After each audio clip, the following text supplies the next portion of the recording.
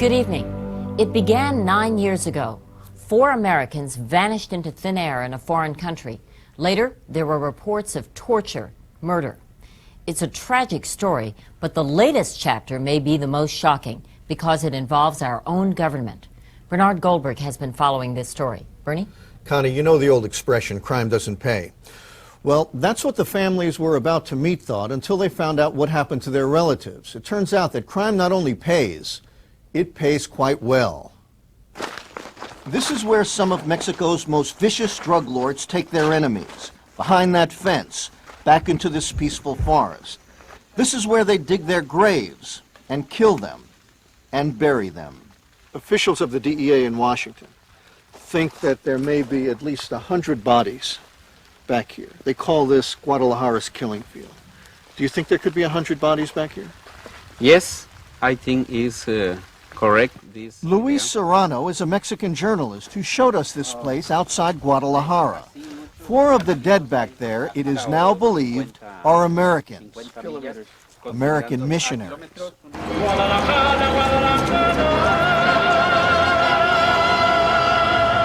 This is the Guadalajara the tourists see.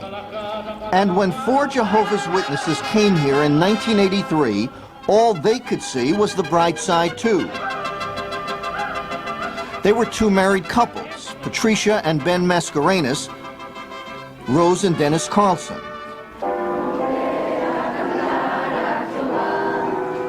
They sang in the kingdom halls of Guadalajara. They read their Bibles and prayed. And just as these Jehovah's Witnesses are doing now, they carried their message house to house. In December of 1984, the 4 American missionaries were walking down this street in Guadalajara. They were knocking on doors, trying to spread their religion, when they made what turned out to be a fatal mistake. They knocked on the door of a major drug lord who, for whatever reason, became convinced they were really DEA agents. So according to authorities here in Mexico and in the United States, the drug lord had the 4 Jehovah's Witnesses kidnapped, tortured, and killed. 9 years later, the bodies still have not been recovered. The Mexican government still has not charged anybody with the murders. Mercy Mascarenas' son, Ben, is one of the dead missionaries. I don't leave the house because I'm afraid I might get a phone call. I hurt very deeply that these 4 innocent Americans could have been tortured and murdered in this way for no reason. It has been hell. You're absolutely powerless because it's the most frustrating. I mean, Phyllis Word's sister, Pat, was one of the missionaries. All I could think was, I really understand how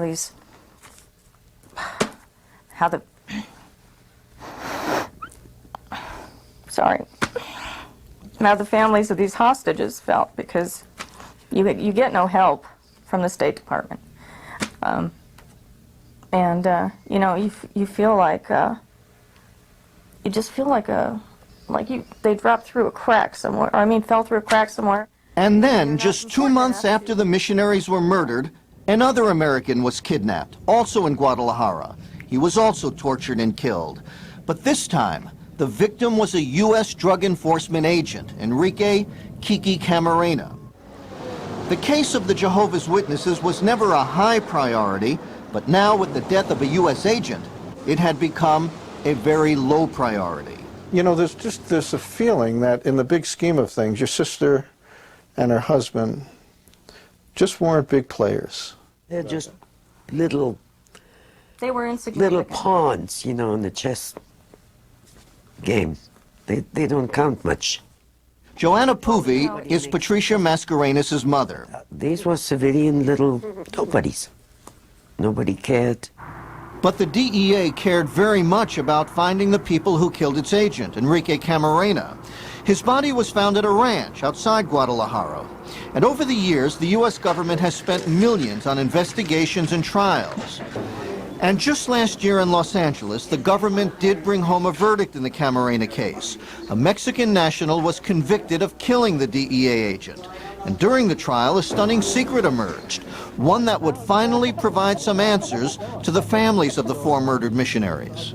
It turns out that the DEA was so desperate to find the people who killed its agent, Enrique Camarena, that it turned to Mexican drug dealers for help. The DEA put them on the payroll as informants, hoping they would help solve the case. But 2 of those informants, whom the U.S. government has paid nearly $200,000, are the very same people involved in the kidnapping and murder of the 4 Jehovah's Witnesses. Government documents obtained by Eye confirm that years before they were hired by the DEA, the informants took part in the murders of the Jehovah's Witnesses. This is what they told U.S. authorities. The missionaries were made to stand next to a gravesite where they were shot. The 4 bodies were then buried in one grave. The DEA was hiring gangsters, drug dealers, enforcers, killers, torturers. Ed Medvine is a Los Angeles defense lawyer in the Camarena case. He questioned one of the DEA informants about his role in the murders of the 4 Americans. He was there when the Jehovah's Witnesses were forced to partially disrobe. He was there when the Jehovah's Witnesses were tortured. He was there when they were moved to a gravesite. He was there when they were shot. He was there when they were buried in the gravesite. And documents show that the U.S. government is still paying the 2 Mexicans involved in the murders $3,000 a month, all because the DEA needed their testimony to convict the drug dealer who killed Agent Camarena, and may need them again, since the conviction is being appealed. They're believed to be living someplace in Southern California, under U.S. government protection. The DEA is paying them $3,000 a month? Correct. Paying their medical bills? Correct. Paying their families' medical bills? Correct. Relocated them? Yes, and provided jobs. And if they don't want to work, they just get paid $3,000 a month, and if they want to work, they get $3,000 a month plus whatever they get from working. It's a pretty good deal.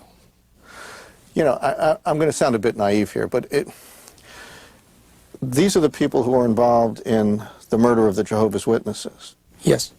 You've got to hire scum to catch scum. We'd rather not do it. I've been in the business 25 years, and I'll tell you, I haven't figured out another way to do it, in some cases.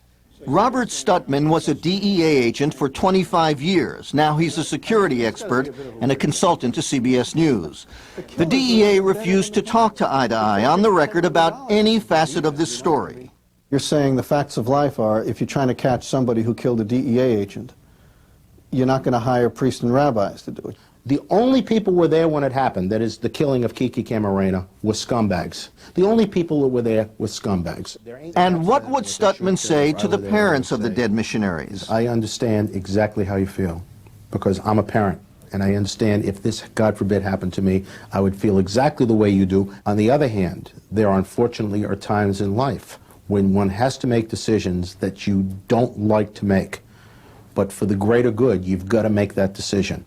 But back in Nevada, where Mercy Mascarenas gets by on about $1,000 a month in government benefits, any explanation, any rationale is just plain wrong. It's just that they're getting paid for killing my son and his wife. You know, to me, there's no justification in that.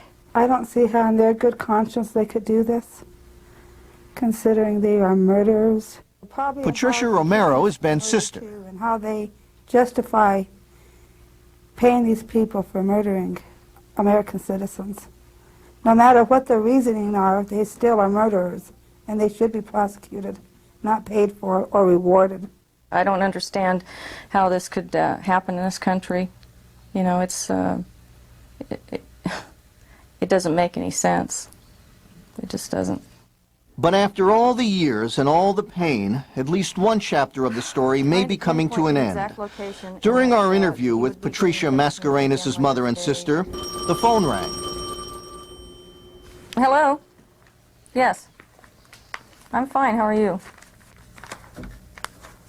Okay, and do you have any idea what the procedure is going to be? I mean, are you going to expect one of us to be down there to take possession, or? All right, thank you. Bye-bye. What was that? That was Hector from the DEA. The DEA's phone call confirmed what Eye to Eye learned just a few days earlier, that the Mexican government had finally agreed to try to pinpoint the gravesite, and along with the DEA, exhume all 4 bodies, 9 years after the murders. We're just tired of this nightmare. I don't know, you know, it's just one of those things it'll never go away. I want my boy home. And maybe if I see that he's buried in American soil, maybe I could put him to rest. I pray so. Bernie, what's the latest in the search for the bodies? They've been looking for several weeks now. They're pretty sure they've got the right location, but so far, Connie, no remains. And what about the drug informants? Are they ever going to be punished? That's the key. The Mexican government in 9 years hasn't charged anybody with this crime. Their position basically is, what murders? There are no bodies. The U.S. government can't prosecute these people because they involve U.S. civilians on foreign soil. So as a practical matter, these 2 Mexican informants probably will never be punished for their roles in the murders of the Jehovah's Witnesses. Thank you, Bernie.